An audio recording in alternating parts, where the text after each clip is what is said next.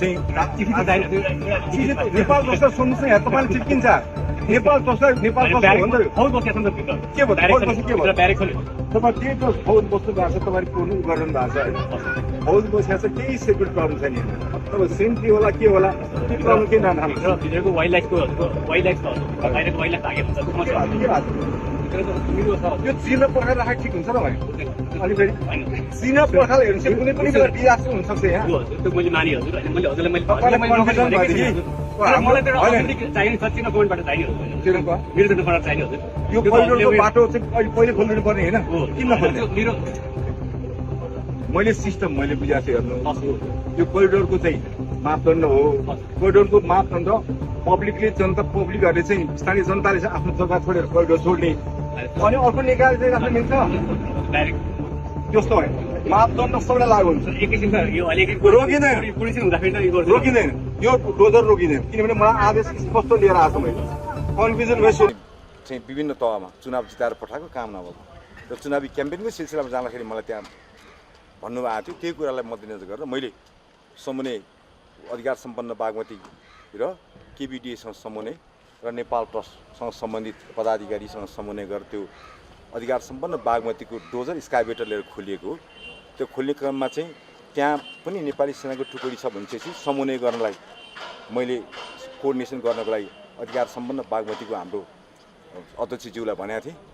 होइन त्यो चाहिँ उहाँले कोअर्डिनेसन गर्दै हुनुहुन्छ तर त्यहाँ कोअर्डिनेसन गर्ने क्रम 2-3 मिनट ढिला भएको र अनि एकजना क्याप्टेन साहब आउनुभयो क्याप्टेन साहबले चाहिँ जानकारी भयो भने आउँदैछ भने हामीहरू पक्नु वाटर चाहिँ खुल्छ यो क्षेत्राधिकार चाहिँ फलानुको हो यो खुल्छ तपाईँ नभए सम्बन्धित अथोरिटी सोध्नुहोस् पनि भनेको छु मैले केही 2 मिनटमै त्यो फेरि उहाँलाई जानकारी आयो नेपाली सेना र हामी मिलेर खोलेको हो त्यो सेना किन रिसायो त थाहा छैन मलाई रिसाएको जस्तो लाग्दैन यो बजारको हल्ला पछि नलाग्नुहोस् नेपाली सेना भनेको सधैँ नागरिक सर्वोच्चतालाई सधैँ सम्मान गर्छ नेपाली सेनाले र के तपाईँको चाहिँ नेपालको इतिहासमा नेपाली सेना एकदम महत्त्वपूर्ण काम गरेको छ ठुलो चुनौती क्रस गरेको छ र नेपालीको एकदम महत्त्वपूर्ण चाहिँ नेपालको चाहिँ माया गर्ने देशभक्त भएको संस्था हो सधैँ सम्मान गर्छु म बर्दीबाट आएको पनि बर्दीलाई इज्जत गर्छु त्यति कुरा बुझ्दिनँ होला त्यहाँ खोल्छु भनेर स्थानीय जनताले चाहिँ विभिन्न तहमा चुनाव जिताएर पठाएको काम नभएको र चुनावी क्याम्पेनको सिलसिलामा जाँदाखेरि मलाई त्यहाँ भन्नुभएको थियो त्यही कुरालाई मध्यनजर गरेर मैले समन्वय अधिकार सम्पन्न बागमती र केबिडिएसँग समन्वय र नेपाल ट्रस्टसँग सम्बन्धित पदाधिकारीसँग समन्वय गरेर त्यो अधिकार सम्पन्न बागमतीको डोजर स्काइवेटर लिएर खोलिएको हो त्यो खोल्ने क्रममा चाहिँ त्यहाँ पनि नेपाली सेनाको टुकडी छ भनेपछि समन्वय गर्नलाई मैले कोअर्डिनेसन गर्नको लागि अधिकार सम्पन्न बागमतीको हाम्रो अध्यक्षज्यूलाई भनेको थिएँ होइन त्यो चाहिँ उहाँले कोअर्डिनेसन गर्दै हुनुहुन्छ तर त्यहाँ कोअर्डिनेसन गर्ने क्रम 2-3 मिनट ढिला भएको र अनि एकजना क्याप्टेन साहब आउनुभयो क्याप्टेन साहबले चाहिँ जानकारी भयो भने आउँदैछ भने हामीहरू पक्नु वाटर चाहिँ खुल्छ यो क्षेत्राधिकार चाहिँ फलानुको हो यो खुल्छ तपाईँ नभए सम्बन्धित अथोरिटी सोध्नुहोस् पनि भनेको छु मैले केही 2 मिनटमै त्यो फेरि उहाँलाई जानकारी आयो नेपाली सेना र हामी मिलेर खोलेको हो त्यो सेना किन रिसायो त थाहा छैन मलाई रिसाएको जस्तो लाग्दैन यो बजारको हल्ला पछि नलाग्नुहोस् नेपाली सेना भनेको सधैँ नागरिक सर्वोच्चतालाई सधैँ सम्मान गर्छ नेपाली सेनाले र के तपाईँको चाहिँ नेपालको इतिहासमा नेपाली सेना एकदम महत्त्वपूर्ण काम गरेको छ ठुलो चुनौती क्रस गरेको छ र नेपालीको एकदम महत्त्वपूर्ण चाहिँ नेपालको चाहिँ माया गर्ने देशभक्त भएको संस्था हो सधैँ सम्मान गर्छु म बर्दीबाट आएको पनि बर्दीलाई इज्जत गर्छु त्यति कुरा बुझ्दिनँ होला त्यहाँ खोल्छु भनेर स्थानीय जनताले चाहिँ विभिन्न तहमा चुनाव जिताएर पठाएको काम नभएको र चुनावी क्याम्पेनको सिलसिलामा जाँदाखेरि मलाई त्यहाँ भन्नुभएको थियो त्यही कुरालाई मध्यनजर गरेर मैले समन्वय अधिकार सम्पन्न बागमती र केबिडिएसँग समन्वय र नेपाल ट्रस्टसँग सम्बन्धित पदाधिकारीसँग समन्वय गरेर त्यो अधिकार सम्पन्न बागमतीको डोजर स्काइवेटर लिएर खोलिएको हो त्यो खोल्ने क्रममा चाहिँ त्यहाँ पनि नेपाली सेनाको टुकडी छ भनेपछि समन्वय गर्नलाई मैले कोअर्डिनेसन गर्नको लागि अधिकार सम्पन्न बागमतीको हाम्रो अध्यक्षज्यूलाई भनेको थिएँ होइन त्यो चाहिँ उहाँले कोअर्डिनेसन गर्दै हुनुहुन्छ तर त्यहाँ कोअर्डिनेसन गर्ने क्रम 2-3 मिनट ढिला भएको र अनि एकजना क्याप्टेन साहब आउनुभयो क्याप्टेन साहबले चाहिँ जानकारी भयो भने आउँदैछ भने हामीहरू पक्नु वाटर चाहिँ खुल्छ यो क्षेत्राधिकार चाहिँ फलानुको हो यो खुल्छ तपाईँ नभए सम्बन्धित अथोरिटी सोध्नुहोस् पनि भनेको छु मैले केही 2 मिनटमै त्यो फेरि उहाँलाई जानकारी आयो नेपाली सेना र हामी मिलेर खोलेको हो त्यो सेना किन रिसायो त थाहा छैन मलाई रिसाएको जस्तो लाग्दैन यो बजारको हल्ला पछि नलाग्नुहोस् नेपाली सेना भनेको सधैँ नागरिक सर्वोच्चतालाई सधैँ सम्मान गर्छ नेपाली सेनाले र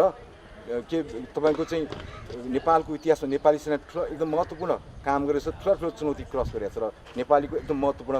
चाहिँ नेपालको चाहिँ माया गर्ने देशभक्त भएको संस्था हो। सधैँ सम्मान गर्छु। म बर्दीबाट आएको पनि बर्दीलाई पनि इज्जत गर्छु, त्यति कुरा बुझ्दिनँ होला। त्यहाँ खोल्छु भनेर स्थानीय जनताले चाहिँ विभिन्न तहमा चुनाव जिताएर पठाएको काम नभएको र चुनावी क्याम्पेनको सिलसिलामा जाँदाखेरि मलाई त्यहाँ भन्नुभएको थियो। त्यही कुरालाई मध्यनजर गरेर मैले समन्वय अधिकार सम्पन्न बागमती र केबिडिएसँग समन्वय र नेपाल ट्रस्टसँग सम्बन्धित पदाधिकारीसँग समन्वय गरेर त्यो अधिकार सम्पन्न बागमतीको डोजर स्काइबेटर लिएर खोलिएको हो। त्यो खोल्ने क्रममा चाहिँ त्यहाँ पनि नेपाली सेनाको टुकडी छ भनेपछि समन्वय गर्नलाई मैले कोअर्डिनेसन गर्नको लागि अधिकार सम्पन्न बागमतीको हाम्रो अध्यक्षज्यूलाई भनेको थिएँ होइन। त्यो चाहिँ उहाँले कोअर्डिनेसन गर्दै हुनुहुन्छ, तर त्यहाँ कोअर्डिनेसन गर्ने क्रममा 2-3 मिनट ढिला भएको र अनि एकजना क्याप्टेन साहब आउनुभयो। क्याप्टेन साहबले चाहिँ जानकारी भयो भने आउँदैछ भने हामीहरू पक्नु बाटो चाहिँ खुल्छ, यो क्षेत्राधिकार चाहिँ फलानुको हो, यो खुल्छ, तपाईँ नभए सम्बन्धित अथोरिटी सोध्नुहोस् पनि भनेको छु मैले। केही 2 मिनटमै त्यो फेरि उहाँलाई जानकारी आयो, नेपाली सेना र हामी मिलेर खोलेको हो। त्यो सेना किन रिसायो त? थाहा छैन मलाई रिसाएको जस्तो लाग्दैन। यो बजारको हल्ला पछि नलाग्नुहोस्। नेपाली सेना भनेको सधैँ नागरिक सर्वोच्चतालाई सधैँ सम्मान गर्छ नेपाली सेनाले र के तपाईँको चाहिँ नेपालको इतिहासमा नेपाली सेना ठुलो एकदम महत्त्वपूर्ण काम गरेको छ, ठुलो ठुलो चुनौती क्रस गरेको छ र नेपालीको एकदम महत्त्वपूर्ण चाहिँ नेपालको चाहिँ माया गर्ने देशभक्त भएको संस्था हो। सधैँ सम्मान गर्छु। म बर्दीबाट आएको पनि बर्दीलाई पनि इज्जत गर्छु, त्यति कुरा बुझ्दिनँ होला। त्यहाँ खोल्छु भनेर स्थानीय जनताले चाहिँ विभिन्न तहमा चुनाव जिताएर पठाएको काम नभएको र चुनावी क्याम्पेनको सिलसिलामा जाँदाखेरि मलाई त्यहाँ भन्नुभएको थियो। त्यही कुरालाई मध्यनजर गरेर मैले समन्वय अधिकार सम्पन्न बागमती र केबिडिएसँग समन्वय र नेपाल ट्रस्टसँग सम्बन्धित पदाधिकारीसँग समन्वय गरेर त्यो अधिकार सम्पन्न बागमतीको डोजर स्काइबेटर लिएर खोलिएको हो। त्यो खोल्ने क्रममा चाहिँ त्यहाँ पनि नेपाली सेनाको टुकडी छ भनेपछि समन्वय गर्नलाई मैले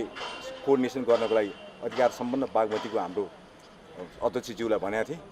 होइन। त्यो चाहिँ उहाँले कोअर्डिनेसन गर्दै हुनुहुन्छ, तर त्यहाँ कोअर्डिनेसन गर्ने क्रममा 2-3 मिनट ढिला भएको र अनि एकजना क्याप्टेन साहब आउनुभयो। क्याप्टेन साहबले चाहिँ जानकारी भयो भने आउँदैछ भने हामीहरू पक्नु बाटो चाहिँ खुल्छ,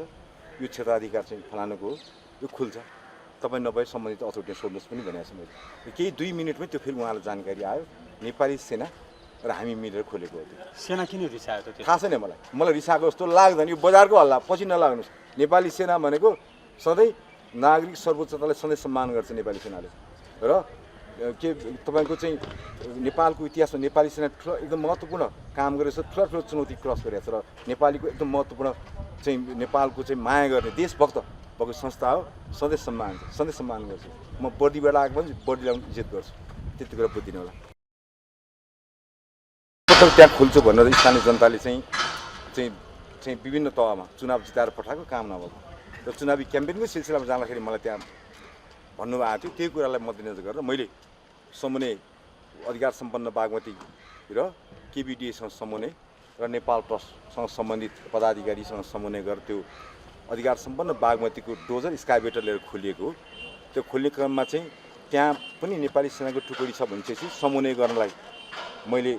कोअर्डिनेसन गर्नको लागि अधिकार सम्पन्न बागमतीको हाम्रो अध्यक्षज्यूलाई भनेको थिएँ होइन। त्यो चाहिँ उहाँले कोअर्डिनेसन गर्दै हुनुहुन्छ, तर त्यहाँ कोअर्डिनेसन गर्ने क्रममा 2-3 मिनट ढिला भएको र अनि एकजना क्याप्टेन साहब आउनुभयो। क्याप्टेन साहबले चाहिँ जानकारी भयो भने आउँदैछ भने हामीहरू पक्नु बाटो चाहिँ खुल्छ, यो क्षेत्राधिकार चाहिँ फलानुको हो, यो खुल्छ, तपाईँ नभए सम्बन्धित अथोरिटी सोध्नुहोस् पनि भनेको छु मैले। केही 2 मिनटमै त्यो फेरि उहाँलाई जानकारी आयो, नेपाली सेना